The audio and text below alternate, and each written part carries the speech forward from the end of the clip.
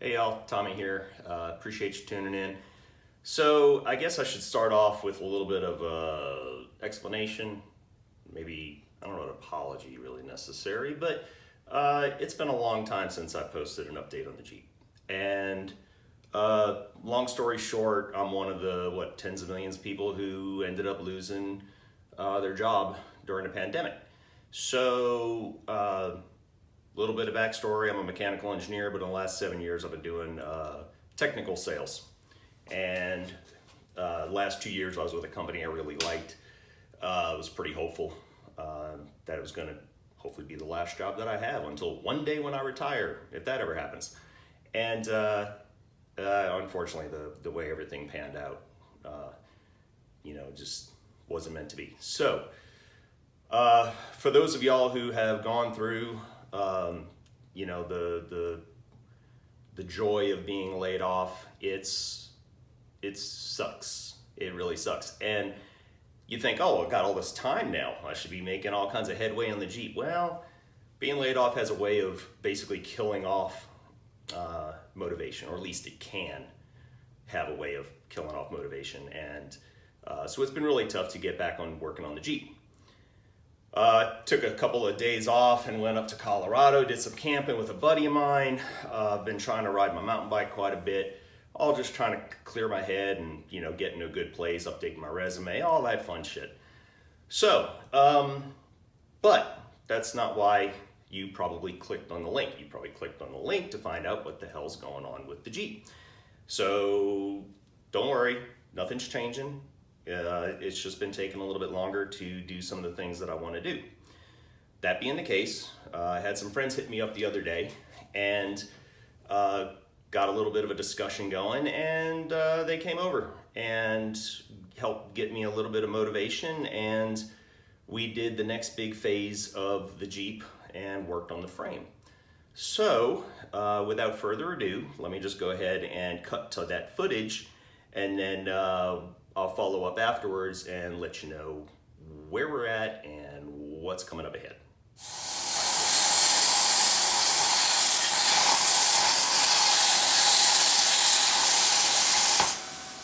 All right, fire in the hole.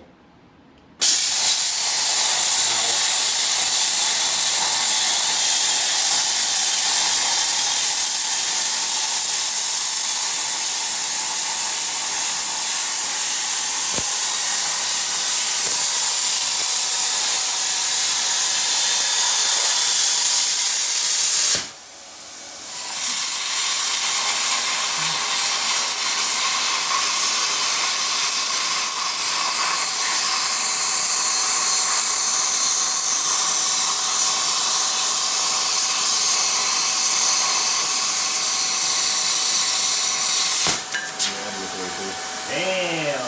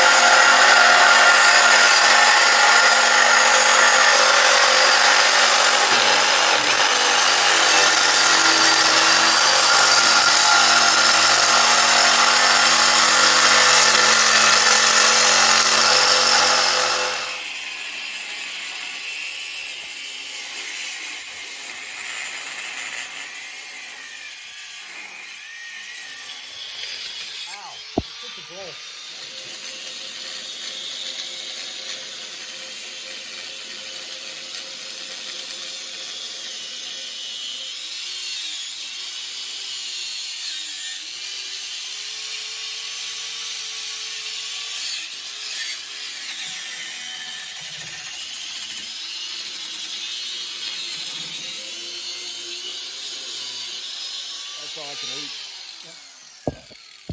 Yeah, you actually got pretty good.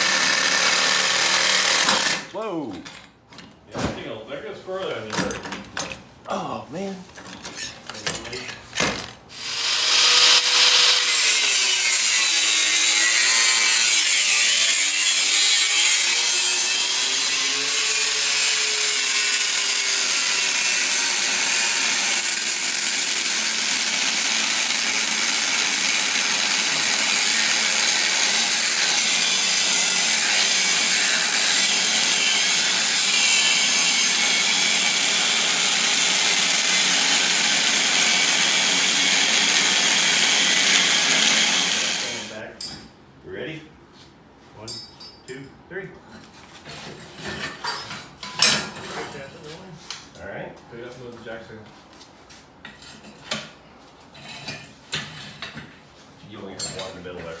Yeah. Move your leg. There's nothing I can do here. All right, done. All right, so there you go. That brings you up to speed and where the Jeep is currently. So what I'm going to do now is kind of take you around the frame. I've mentioned before how different the rear of my chassis is. So I'll go into a little bit of those details, but show you what's coming up next and how I'm planning on doing it. All right, so as I've mentioned before, I back half this Jeep 4 years ago, and this is an undercover fab back half kit for a TJ. And what you do is you cut the frame right about here, and all this is part of the kit from undercover fab. It comes with an integrated bumper. For what it's worth, I felt it was too short. So anybody I know doing this now, I tell them to get the LJ kit. And yeah, because if you cut it too low, if you cut it here, where this piece here is long enough to reach out the back, because of the contour of the frame here, you end up having to cut the frame, you know, kind of high up in the arc here. And basically you end up having to French the frame into the bodywork. Big pain in the butt. Great for ground clearance or departure clearance. Another issue, so this isn't designed for to run a gas tank, and I refuse to run a fuel cell. So that's the downside. I had to do some custom fabrication down here. Again, because the frame was so high, I ended up having to build this addition right here because I got the gas tank and everything up as high as I possibly could, right under the tub of the body. And anyway, so then I had to kind of bring the mounting surface down a little bit for the tank. Not a big deal, but anyway. So, and then because the frame rail ended up being so high, had some issues with the fuel filler and the breather tube. So I had to notch the frame pretty dramatically here, and then reinforce the hell out of it. Some extra fish plates and everything. It's never been an issue. I've never had any kind of flex that I can determine back there. Also took the opportunity to throw some welds on the back sides of these shock towers. I had previously sliced a cut in here and threw some weld in there. So it was stout, but, and anyway, this is one of the two cross members it comes with. I had the clearance one because of the up travel for my truss. So, and this will be an issue I'll have to deal with at some point, but these rear body mounts, this is where the factory body mounts were located, and that was a big pain in the butt because the frame was so high, I ended up having to cut out a lot. Here, get some perspective. So there's the body of the Jeep, and there's a cutout that I had to make room. Didn't leave room for maybe like a 1/4 inch tall body mount, and that's not sufficient. So I'll probably end up doing a roll cage tie-in or something there. Here, just a little piece of square tube I put in there to try to keep the frame from getting a little too tweaked as I cut it. And speaking of, let me bring you around. And so here's where I cut. So like most people doing this, you know, you recognize this slot right here and slot right here. And, you know, it's 1.5 inches. So that way when you go to put it all back together, you know, it's going to be 16.5 inches. And you can also see that I had this bracket, which you see me spending a lot of time on in the video, cutting that off, and sawzalls and die grinder, or cutoff wheel and plasma and everything. Big pain in the butt. I've got next phase is going to be to cut this stuff off and remove it, get the frame rail, front and rear all cleaned up and good to go. Then I've got this guy here, piece of rectangular tubing that will be the replacement piece, bridging those two together.